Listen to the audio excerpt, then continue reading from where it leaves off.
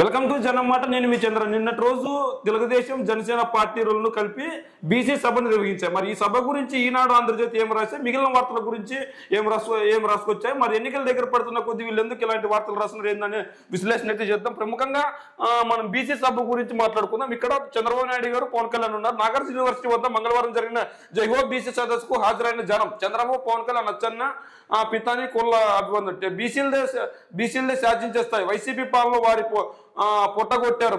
Budget కేటాయింపులను మోసం, పథకాల లబ్ధిదారులకు కోత విధింపు, స్థానిక సంస్థల రిజర్వేషన్ల తగ్గింపు, శాశ్వత బీసీ కమిషన్ హామీ ఊసలేదు, పేరుకే కార్పొరేషన్లో నిధులు లేక నిర్వీర్యం, బీసీ డిక్లరేషన్ కు మా మద్దతు, జైహో బీసీ సభలో పవన్ కళ్యాణ్, బీసీలకు జగన్ వెన్నపోటు, టీడీపీ ఆర్థికంగా ఆదుకుంటే వైసీపీ అన్నిటి అణగదొక్కింది, 350 మంది బీసీ నేతల హత్య, 26,000 మంది పైగా కేసులు, జైహో బీసీ, విద్యా పథకాల పునరుద్ధరణ, టీడీపీ జనసేన కూటమి అధికారంలోకి వస్తే విద్యా పథకాలని మళ్ళీ అమలు చేస్తాం, నియోజకవర్గాల్లోని రెసిడెన్షియల్ స్కూళ్లను, జూనియర్ కళాశాలలను అప్గ్రేడ్ చేస్తాం, షరతులు లేకుండా విదేశీ విద్య అమలు చేస్తాం, పీజీ విద్యార్థులకు కూడా ఫీజు రిమెంట్ పునరుద్ధరిస్తాం, స్టడీ సర్కిల్ 10 విద్యార్థి పథకాలు పునఃప్రారంభిస్తాం, బీసీలకు ప్రత్యేక భవనాలు, కమ్యూనిటీ హాళ్లు నిర్మాణాలను ఏడాదిలో పూర్తి చేస్తాం, శాశ్వత కుల ధృవీకరణ పత్రాలు అందజేస్తాం, 10 లక్షలతో చంద్రన్న బీమా పునరుద్ధరణ, పెళ్లి కానుక లబ్ధిదారులకు చట్టబద్ధంగా కులగణన. అంటే వీళ్ళు ఏదైతే 10 హామీలు ఇస్తున్నారో 10 హామీలు ఏంటంటే 50 ఏళ్లకే పెన్షన్ అంట, ప్రత్యేక రక్షణ చట్టం అంట, సప్లాన్కు 5 ఏళ్లలో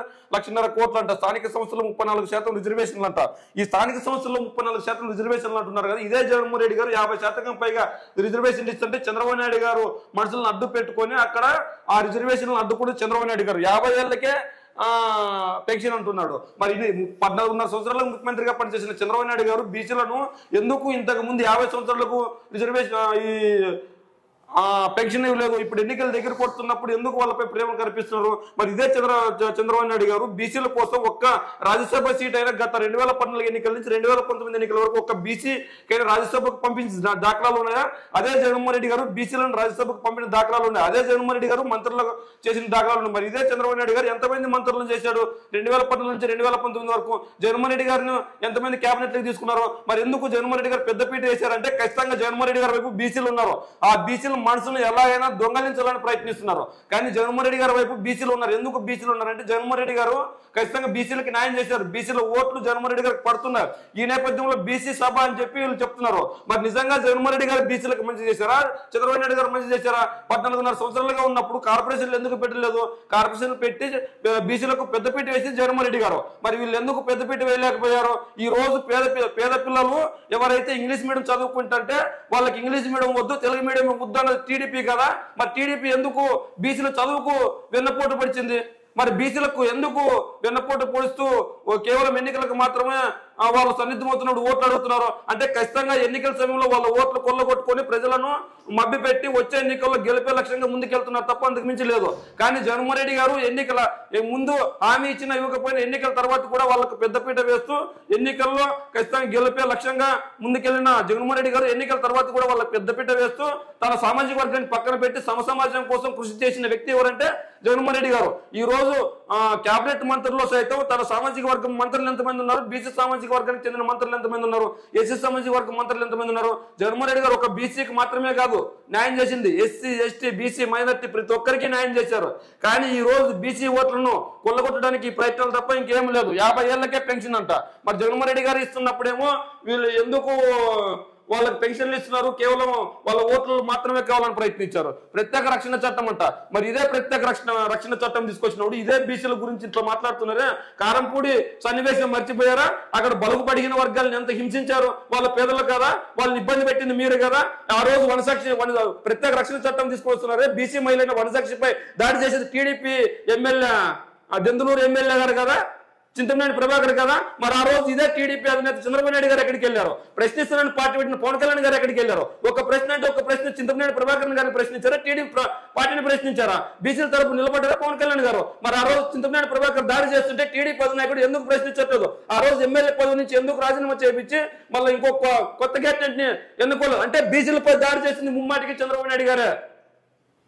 ఎందుకు వనసాక్షి కావచ్చు, లేదంటే నాగార్జున పక్కన ఉన్న నాగార్జున యూనివర్సిటీలో ఒక బీసీ మహిళ, ఒక బీసీ విద్యార్థి ఎందుకు ఆత్మహత్య చేసుకున్నారు? ఋషికేశ్వరి. మరి మర్చిపోయారా? అదే పక్కన ఉన్న నాగార్జున యూనివర్సిటీ మీటింగ్ పెట్టి బీసీలకు న్యాయం చేస్తారని చెప్తున్నావు. మరి ఋషికేశ్వరికి ఏం సమాధానం చెప్తావు? వనసాక్షికి ఏం సమాధానం చెప్తావు?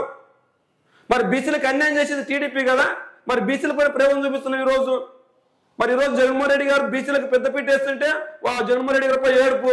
బీసీలకు ఇల్లు ఇస్తుంటే, బీసీలకు అమరావతి ప్రాంతంలో ఇల్లు ఇస్తుంటే ఇల్లు ఇవ్వకూడదని కోర్టుకు వెళ్ళి అడ్డుకుంటావు. బీసీలకు ఏదైనా మంచి చేస్తానంటే కోర్టుకు వెళ్ళి అడ్డుకుంటావు. బీసీలకు రిజర్వేషన్ ఇస్తానంటే కోర్టుకు వెళ్ళి అడ్డుకుంటావు. స్థానిక సంస్థల ఎన్నికల్లో ప్రతి ఒక్కటి బీసీలకు పెద్దదన్న వెన్నదన్నగా నిలబడింది జగన్మోహన్ రెడ్డి గారు. కానీ బీసీల ఓట్లను కొల్లగొట్టడానికి జగన్మోహన్ రెడ్డి గారు ప్రయత్నించి ఆ రోజు కొల్లగొట్టారు బీసీ ఓట్లు. 2019 ఎన్నికల్లో కొల్లగొట్టి వాళ్ళకి సముచిత న్యాయం కల్పించారు. న్యాయం కల్పించిన ఓట్లు పదిలంగా దాని వద్ద పెట్టుకున్నాడు. కానీ ఈ రోజు ఆ పదిలంగా ఓట్లను ఎలాగైనా తన వైపు లాక్కోవాలని బీసీ డిక్లరేషన్ సభ పెట్టి టీడీపీ అధినేత చంద్రబాబు నాయుడు గారు, పవన్ కళ్యాణ్ గారు ఒక కుటిల బుద్ధితో ఉన్నారు. కానీ వీళ్ళు ఎన్ని కుటిల బుద్ధి చేసినా బీసీ ఓటర్లు జగన్మోహన్ రెడ్డి గారి వైపే ఉన్నారు. ఆర్ కృష్ణ ఈ రోజు రాజ్యసభ సభ్యుడు. ఎవరు చేసింది ఆర్ కృష్ణ రాజ్యసభ సభ్యుడిని? జగన్మోహన్ రెడ్డి గారు కదా, బీసీ వ్యక్తి కదా. మరి ఈ రోజు చంద్రబాబు నాయుడు గారు 2014 నుంచి 2019 ఎన్నికలు అధికారంలో ఉన్నప్పుడు, దానికి మెజార్టీ ఎమ్మెల్యేలు ఉన్నప్పుడు ఎంతమంది రాజ్యసభకు పంపించారు జగన్మోహన్ రెడ్డి గారు? ఎంతమంది చంద్రబాబు నాయుడు గారు పంపించారంటే ఖచ్చితంగా జగన్మోహన్ రెడ్డి గారు బీసీలకు ఎక్కువ మెజార్టీ పంపించారు. మరి అదే జగన్మోహన్ రెడ్డి గారు పంపించిన రాజ్యసభ ఎంపీని చంద్రబాబు నాయుడు గారు ఎందుకు పంపించలేకపోయారు? 14 నుంచి 19లో కావచ్చు, 19 నుంచి 24 వరకు వచ్చుకో బీసీలకు పెద్దపీట వేస్తూ వాళ్ళకు అత్యున్నతమైన పదవులు ఇస్తుంది జగన్మోహన్ రెడ్డి గారు. అదే చంద్రబాబు నాయుడు గారు తన అధికారంలో ఉన్నప్పుడు బీసీలను పట్టించుకోకుండా తన సామాజిక వర్గానికి పెద్దపీట వేస్తూ మిగిలిన సామాజిక వర్గాలను కనగదొక్కుతూ పదవులన్నీ వాళ్ళే తీసుకుంటూ రాష్ట్రంలో ఖనిజాలను వనరులు అన్ని దోచుకుంటూ బీసీలకు అన్యాయం చేసిన చంద్రబాబు నాయుడు గారు. జగన్మోహన్ రెడ్డి గారు ఖచ్చితంగా ప్రజాపాలన, సంక్షేమ పాలన, అభివృద్ధి పాలన, పేదల పాలన చేశాడు. అందులో బీసీలకు పెద్దపీట వేశాడు, ఎస్సీలకు పెద్దపీట వేశాడు, ఎస్టీలకు పెద్దపీట వేశాడు. కానీ ఎలాగైనా ఓటర్లందరినీ తన వైపు తిప్పుకోవాలని చెప్పేసి ఈరోజు బీసీ డిక్లరేషన్ సభ పెట్టారు. ఈ బీసీ డిక్లరేషన్ నాగార్జున యూనివర్సిటీ పక్కన పెట్టారు. ఆర్థిక అభివృద్ధి ఉపాధికి ప్రోత్సాహాలు పునరుద్ధరణ. మరి ఇదే ఆర్థిక అభివృద్ధి ఉపాధికి ప్రోత్సాహాలు పునరుద్ధరణ అంటే 14 సంవత్సరాలు ముఖ్యమంత్రిగా పనిచేసిన ఎంతమంది బీసీలు ఉద్ధరించారు? ఎంతమంది బీసీలు బాగుపడ్డారు? ఎంతమంది తన సామాజిక వర్గ వ్యక్తులు బాగుపడ్డారు? మిగిలిన సామాజిక వర్గాలకు, తన సామాజిక వర్గానికి ఎలా ఉంది పరిస్థితి? ఎన్టీఆర్ కావచ్చు, చంద్రబాబు నాయుడు గారు కావచ్చు, ముఖ్యమంత్రి అయినప్పుడు తన సామాజిక వర్గ ఆర్థిక వనరుల పరిస్థితి ఎలా ఉంది? ఇప్పుడున్న బీసీ సామాజిక వర్గ ఆర్థిక వనరుల పరిస్థితి ఎలా ఉంది? ఒకసారి బ్యారేజ్ చేసుకోండి, ఎవరికి పెద్ద పీట చూడడం మీకే తెలుస్తుంది. ఇవన్నీ చట్టబద్ధంగా కులగణనంట. జగన్మోహన్ రెడ్డి గారు కులగణన చేస్తుంటే బీసీకి దానికి అడ్డుకొని ఖచ్చితంగా ఇది కులగణన కాదు, వాళ్ళకి సంబంధించింది బీసీ ఓట్లు తొలగించడానికి అన్నారు. కులగణన చట్టబద్ధంగా చేస్తారని చెప్తున్నారే.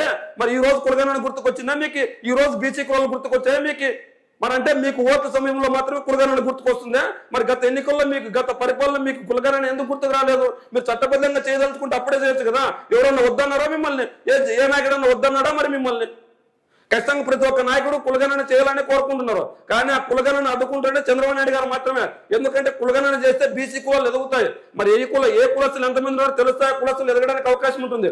కానీ చంద్రబాబు నాయుడు గారు ఆ కులస్తులను ఎదుగకుండా అడ్డుకుంటున్నారు. జగన్మోహన్ రెడ్డి గారు కులగణన చేస్తే ఆ కులగణన వద్దు అని చెప్పింది జగన్మోహన్ రెడ్డి, వద్దు అని చెప్పింది చంద్రబాబు నాయుడు గారు. కానీ అదే కులగణన మళ్ళా నేను వచ్చిన తర్వాత చేస్తానంటున్నాడు. మరి మీరు వచ్చిన తర్వాత చేయడం ఏంటి? మరి ఆల్రెడీ 14 సంవత్సరాలు ముఖ్యమంత్రిగా పరిపాలించారు, 14 సంవత్సరాలు ప్రతిపక్ష నేతగా ఉన్నారు, దాదాపు 40 సంవత్సరాలు రాజకీయాల్లో ఉన్నారు. మరి ఇన్ని రోజులు ఎందుకు చేయలేకపోయారు? మరి ఇప్పుడు ఎందుకు చేస్తానంటున్నారు? మీరు ఏమైనా కొత్తగా సీఎంగా అడుగుతున్నారు, కొత్తగా ఓట్లు అడుగుతున్నారు ఈ రోజు మేము ప్రజల్ని? కొత్తగా ప్రజల్ని ఓట్లు అడగట్లేదు కదా. మరి ఈ రోజు ఇన్ని రోజులు ఎందుకు గుర్తుకు రాలేదు ఈ కులాలు? 10 లక్షలతో చంద్రన్న బీమా పునరుద్ధరణ, పెళ్లి కానుక 1 లక్షకు పెంపు, శాశ్వత కుల ధృవీకరణ పత్రాలు అందజేస్తాం. ఇవన్నీ ఏంటంటే బీసీ ఓట్లను కొల్లగొట్టడానికి తప్ప అంతకు మించి ఏమి లేదు. అదే బీసీ సభ గురించి ఈనాడు కూడా ఇంచుమించు ఇంత రాసుకొచ్చి ఉంటుంది. మనం చూసుకున్నట్లయితే 50 ఏళ్ల లోపే పెన్షన్ బీసీల డిఎన్ఏలోనే తెలియపోతుంది, బీసీ డిఎన్ఏలోనే తెలియపోతుందంట. ఇది వినడానికి దూరంగా లేదు, బీసీ డిఎన్ఏలోనే తెలియపోతుందంట. వెనుకబడిన వర్గాలకు మేము అవకాశం ఇస్తే జగన్ ద్రోహం చేశారు. వెనుకబడిన వర్గాలను అనగదొక్కింది మీరు. వెనుకబడిన వర్గాలను పదవుల్లో కూర్చోబెట్టిన జగన్మోహన్ రెడ్డి గారు. వెనుకబడిన వర్గాల్ని మన స్పీకర్ గా కూర్చోబెట్టిన జగన్మోహన్ రెడ్డి గారు. తమ్మినేని సీతారాం బీసీ వ్యక్తి కదా. మరి అదే చంద్రబాబు పరిపాలన ఒక బీసీ వ్యక్తిని అక్కడ ఎందుకు కూర్చోబెట్టుకోలేకపోయాడు? అదే బీసీ వ్యక్తి వస్తే కనీసం పైకి లేచి అతనికి ధన్యవాదాలు తెలిపిన పాపను కూడా లేదు. అంటే బీసీలపై ఎంత చిన్న చూపు చూశారు చంద్రబాబు నాయుడు గారు. అంటే బీసీల చైర్లో కూర్చోకూడదని, బీసీలకు జడ్జి పదవుల్లో కూర్చోకూడదు అర్హత లేదని చంద్రబాబు నాయుడు గారు లేఖ రాశారా లేదా? బీసీలను నడగదొక్కింది చంద్రబాబు నాయుడు గారా కాదా? దాన్ని 2000 చేసింది, త్వరలో 4000కి పెంచేది తెదే పని. ఏది పెన్షన్ 2000 చేసింది, త్వరలోనే 4000కి పెంచుతామంట. చంద్రబాబు నాయుడు గారు 2000 చేసింది లేదు. చంద్రబాబు నాయుడు గారు ఎందుకు 2000 చేశారంటే 2019 ఎన్నికలకు ముందు జగన్మోహన్ రెడ్డి గారు పాదయాత్ర చేసి నవరత్నాల పేరుతో నేను అధికారంలోకి వస్తే పెన్షన్ పెంచుతాను అని చెప్పాడు. పెన్షన్ పెంచుతానని చెప్పేసి హఠావుటిగా ఏం చేశారు చంద్రబాబు నాయుడు గారు అంటే ఆ పెన్షన్ నేనే పెంచేస్తే ఆ డబ్బులు ఓట్లన్నీ పడతాయి కదా ఒకటి కుటిల బుద్ధితో 2000 చేశాడు. అంతకు మించి లేదు. మరి 1,50,000 కోట్లతో ఉప ప్రణాళికలు అమలు, జై హో బీసీ సభలో చంద్రబాబు. మరి పవన్ కళ్యాణ్ మాటలు ఎక్కడ రాశారు? తెదేపల్లి చేరిన గుమ్మనూరు మంత్రిమండలి నుంచి బర్తరఫ్ ప్రత్యేక రక్షణ చట్టం తీసుకొస్తాం, బీసీలపై అక్రమ కేసులు, 300 మంది వెనుకబడిన వర్గాలు, 50 ఏళ్లకే పెన్షన్ 4000కు పెంపు, చంద్రన్న బీమా, సేమ్ ఈనాడు ఆంధ్రజ్యోతి ఇంచుమించు అంతే రాసుకొచ్చాయి. అయితే బీసీలకి పెద్దపీట వేసిన జగన్మోహన్ రెడ్డి గారు ఖచ్చితంగా బీసీల మనసును గెలుచుకుంది కానీ జగన్మోహన్ రెడ్డి గారు, రాజ్యసభకు పంపింది జగన్మోహన్ రెడ్డి గారు, మంత్రి పదవుల్లో కూర్చోబెట్టిన జగన్మోహన్ రెడ్డి గారు, అదేవిధంగా అసెంబ్లీ స్పీకర్ స్థానంలో కూర్చోబెట్టిన జగన్మోహన్ రెడ్డి గారు. ఈ విధంగా బీసీలకు ప్రతి ఒక్క దాంట్లో జగన్మోహన్ రెడ్డి గారు పెద్దపీట వేస్తూనే ఉన్నారు. బీసీలకు కార్పొరేషన్లు కల్పించారు, బీసీలకు పదవులు ఇచ్చారు, బీసీలకు మేయర్లు ఇచ్చారు, బీసీలకి ఉప మేయర్లు ఇచ్చారు, బీసీలకు ఉప ముఖ్యమంత్రి ఇచ్చారు, బీసీలకు పెద్దపీట వేసిన జగన్మోహన్ రెడ్డి గారు, బీసీలను అద్భుతంగా చేసిన జగన్మోహన్ రెడ్డి గారు, బీసీలకు చేదోడు వాదోడుగా నిలిచిన జగన్మోహన్ రెడ్డి గారు. ఓసి అదే మంగళగిరిలో వీళ్ళు సభ పక్కనున్న మంగళగిరిలో మీటింగ్ పెట్టారు. బీసీలపై పోటీ చేసిన నారా లోకేష్ గారు అదే మంగళగిరిలో ఒక బీసీ వ్యక్తిని జగన్మోహన్ రెడ్డి గారు నిలబడితే స్వయాన చంద్రబాబు నాయుడు తన్నేడు నారా లోకేష్ ఒక బీసీ మహిళపై పోటీ చేస్తున్నాడు. దీన్ని ఏ విధంగా చూస్తారు? మరి బీసీల మనసు ఎలా నెగ్గుకుంటారు వీళ్ళు? అంటే బీసీలను పోటీలో నిలబెట్టడానికి వీళ్ళు మనసుకు రాదు. అదే బీసీలపై పోటీ చేస్తారు, అదే బీసీలపై ప్రేమ ఉన్నట్లు ఒలకబోతారు. ఎందుకంటే బీసీల ఓట్లను కొలగొట్టడమే వీళ్ళ లక్ష్యం. అంతకు మించి బీసీలను ఉద్ధరించాలని వీళ్ళ లక్ష్యం కాదు. మిగిలిన వార్తలకు విషయానికి వస్తే జగనన్న రాజ్యంలో అక్రమ లేఅవుట్లు చేయి తడిపితేనే వెంచర్ల ముందుకు, అధికారుల కనసందులోని వైకాపా నేతల అక్రమ వ్యాపారం, చేష్టలు అడిగి చూస్తున్న యంత్రాంగం, ఖజానాకు 700 కోట్ల మేరకు గండి, జగన్ వచ్చాక అనధికార లేఅవుట్లకు రాజ్యం పూశారు. అండ చూసుకొని మేతకు ఏదైతే ఉందో ఇదంతా ఎట్లా అంటే వీళ్ళు ఖచ్చితంగా తాడు పేడు లేని బంగారం అంటారు కదా, అట్లా దీనికి ఆధారాలు గీధారాలు ఏముండవు. ఆధారాలు గీధారాలు ఉంటే వైకాపా ప్రజాప్రతినిధులు, వైకాపా ఎమ్మెల్యేలు, వైసీపీ ఎమ్మెల్యేలు, వైసీపీ దుండుకులు, అధికార పార్టీ నాయకులు ఇట్లా రాస్తారు. కానీ పలానా అధికార పార్టీ ఎమ్మెల్యే, అధికార పార్టీ నాయకుడు అని అతని పేరు రాసి తీసి రాయరు. ఎందుకు తీసి రాయరు అంటే ఖచ్చితంగా అలా రాస్తే కనుక అతను పర్వతాభ నష్టం వేసే అవకాశం ఉంటుంది, కేసులు ఎదుర్కోవాల్సి ఉంటుంది. అందుకని చెప్పి అక్రమాలు జరగకపోయినా అక్రమాలు జరిగినట్లు రాస్తే కనుక ప్రజలు నమ్మే పరిస్తుందని చెప్పేసి వీళ్ళు ప్రయత్నిస్తున్నారు. అంతకు మించి ఏం లేదు. ఇక్కడ చెల్లికే న్యాయం చేయలేని వ్యక్తి రాష్ట్రానికి ఏం చేస్తారు? చెల్లికి న్యాయం చేయాలనుకుంటే పక్కనున్న తెలంగాణ రాష్ట్రంలో కేసీఆర్ లాగా ఈయన కూడా కవితకు ఎమ్మెల్సీ లేదంటే మంత్రి హరీష్ రావు, మాజీ మంత్రి హరీష్ రావు గారికి ఎమ్మెల్యే మంత్రి, అదేవిధంగా మాజీ మంత్రి కేటీఆర్ కు ఎమ్మెల్యే మంత్రి, ఇలా పోస్టులు ఇచ్చుకోవచ్చు జగన్మోహన్ రెడ్డి గారు. కానీ ఇక్కడ కుటుంబ పాలన కాదు, సంక్షేమ పాలన, సమాజ పాలన, అభివృద్ధి పాలన కావాలని చెప్పి తన సొంత చెల్లినే పక్కన పెట్టి జగన్మోహన్ రెడ్డి గారు పరిపాలన చేశారు. కానీ వీళ్ళు ఏంటంటే ఈ పదవి ఇస్తే ఒకలా మాట్లాడతారు, పదవి లేకపోతే ఇంకోలా మాట్లాడతారు. మళ్ళీ జగనే భజన, గడప గడపకు సంక్షేమం అంటూ 2 పేజీల లేఖ, 3 రోజుల్లో 1.40 కోట్ల కుటుంబాలకు అందించాలని వాళ్ళ ఇంట్లోకి నిర్దేశం, ఇంటింటికి వెళ్ళి బాధ అంటే పురాయింపు. ఏదైతే జగన్మోహన్ రెడ్డి గారు పేద ప్రజలకు మంచి చేశాడో ఆ పేద ప్రజలకు మంచి చేసింది వాళ్ళ దగ్గరికి వెళ్ళి చెప్పే ప్రయత్నం అయితే చేస్తున్నారు. కానీ వీళ్ళు ఏంటంటే ఎలాగైనా వాళ్ళను ఇబ్బంది పెట్టాలి, జగన్మోహన్ రెడ్డి గారు సంక్షేమ పాలన అభివృద్ధి పాలన చేయలేదు అని చెప్పించాలని చెప్పి ఇలా ప్రయత్నాలు చేస్తున్నారు తప్ప అందుకు మించం లేదు. విశాఖకు ఫిషింగ్ టచ్, ఎన్నికల ముందు జగన్ విజన్ డ్రామా, పారిశ్రామికవేత్తలతో చెవుల్లో పూలు, ఐకానిక్ నిర్మాణాలంటూ కొత్త పాట, విశాఖలో కాపురం మళ్ళీ వాయిదా, అమరావతిలో విపక్షాల భూములు ఉన్నాయంటూ మరి విశాఖలో వైసీపీ నేతల దందా మాట ఏమిటో, పరీక్షలున్నా బయటికి రావద్దు మామ, సీఎం పర్యటనలు ఇంటర్ విద్యార్థులకు చుక్కులు, సీఎం కోసం ట్రాఫిక్ జాములు, సమయానికి చేరుకోలేక విద్యార్థుల పాటలు, నేడు ప్రకాశం 7న ఇడుపులపై, ఏదైతే ఈ రోజు రేపు ఇడుపులపైలో మీటింగులు ఉన్నాయి, ఆ మీటింగులకు కూడా పరీక్షలు ఉన్నాయి మామ, బయటికి రావద్దు అంట విద్యార్థులు చెప్తున్నట్లు రాస్తున్నారు. విద్యార్థుల పని విద్యార్థులు చేసుకుంటారు, జగన్మోహన్ రెడ్డి గారి పని జగన్మోహన్ రెడ్డి గారు చేసుకుంటారు. అంటే పరీక్షలు ఉన్నాయి మామ, బయటకు సీఎం పర్యటనలు ఇంటర్ విద్యార్థులకు చుక్కులు, సీఎం కోసం ట్రాఫిక్ జాములు. అంటే సీఎం కోసం కాదు, జగన్మోహన్ రెడ్డి గారు వస్తున్నారని వాళ్ళే రాస్తున్నారు. జగన్మోహన్ రెడ్డి గారు వస్తే ట్రాఫిక్ జాములు అవుతున్నాయి, విద్యార్థులను ఇబ్బంది పెట్టొద్దు అంటున్నారు. జగన్మోహన్ రెడ్డి గారు ఏ రోజు ఏ విద్యార్థిని ఇబ్బంది పెట్టే పరిస్థితులు, ఏ ఒక్కరినైనా మంచి చేయాలని చూస్తాడు.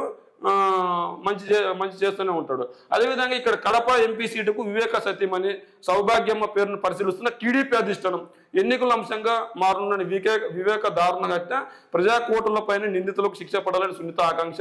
ఈసారి ఎన్నికల్లో జగన్కు ఓటు వేయొద్దని ఇప్పటికే విజ్ఞప్తి. ఒక సునీతమ్మ లేదంటే వివేకానంద రెడ్డి భార్య చెప్తే జగన్మోహన్ రెడ్డి గారిని ఎన్నుకోలేదు. జగన్మోహన్ రెడ్డి గారు పేద ప్రజల్లోకి వచ్చాడు, పాదయాత్ర చేశాడు, పేద ప్రజల కష్టాలు తెలుసుకున్నాడు. ఆ కష్టాలు తెలుసుకుని నవరత్నాలు తీసుకుని వచ్చి ఆ నవరత్నాల పేరుతో మీకు లబ్ధి చేస్తాను, మంచి చేస్తాను, నాకు ఓటేయండి అని జగన్మోహన్ రెడ్డి గారు అడిగారు. ఆ ఓట్లు అడిగి ప్రజలు మెచ్చుకొని ఖచ్చితంగా జగన్మోహన్ రెడ్డి గారు మాకు మంచి చేస్తాడని వాళ్ళు నమ్మి ప్రజలు ఓట్లు వేశారు. సునీతం ఈ రోజు జగన్మోహన్ రెడ్డి గారికి ఓటు వేయొద్దు అంటే సునీతం ఎవరు ఓటు వేయద్దు అనడానికి? సునీతం ఏమో ఇక్కడుందా? సునీతం ఏమన్నా పేద మహిళనా? సునీతం ఏమన్నా కూటికి లేని మహిళనా? పేదవాడిని అడుగు ఓటు వేయాలా వద్దా? పేద మహిళను అడుగు ఓటు వేయాలా వద్దా? జగన్మోహన్ రెడ్డి గారు ఏం చేశారని పేదలను అడుగు. ఇప్పుడు వైఎస్ సత్యమని కడప ఎంపీ సీటుకు పోటీ అని చెప్తున్నారు. వైఎస్ వివేకానంద రెడ్డి ఇప్పుడు కాదు, 2014 ముందు 2009లో రాజశేఖర రెడ్డి గారు చనిపోయిన తర్వాత రాజశేఖర రెడ్డి గారు 2009లో చనిపోతే ఇదే కాంగ్రెస్ పార్టీతో చేతులు కలిపి అదే వైఎస్ జగన్మోహన్ రెడ్డి గారిపై ఎంపీ సీటుకి పోటీ చేశారు. పోటీ చేస్తే డిపాజిట్లు కూడా రాలేదు వివేకానంద రెడ్డికి. డిపాజిట్లు రాకపోతే ఆయన అరే ఇంక అధికారం పోయింది, కాంగ్రెస్ పార్టీ ఇంక అధికారంలోకి వచ్చే పరిస్థితి లేదని చెప్పి మళ్ళా జగన్మోహన్ రెడ్డి గారి దగ్గరికి వచ్చారు. మళ్ళీ జగన్మోహన్ రెడ్డి దగ్గరికి వచ్చి మళ్ళీ అదే జగన్మోహన్ రెడ్డి గారి పార్టీలో పదవి పొందాలని చూశారు. అయితే జగన్మోహన్ రెడ్డి గారు ఎప్పుడైతే తనకు అండగా తోడుగా ఉన్నారో వాళ్ళకి సీట్లు ఇచ్చుకుంటూ వచ్చాడు.